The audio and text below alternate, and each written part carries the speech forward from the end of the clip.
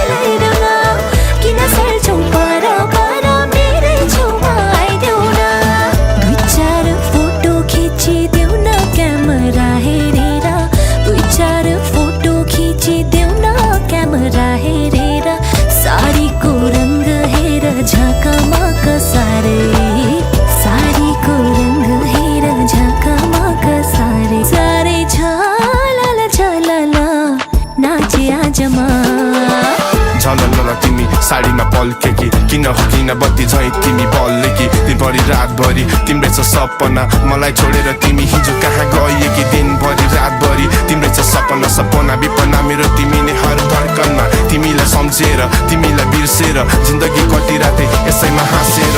कान्छालाई भन्छु मनका कुरा टुट्न नदिनु, यो प्रेमको बन्धन तिमी नै गन्तव्य तिमी नै सपना, तिम्रो गल्लीमा बोल्दैछु।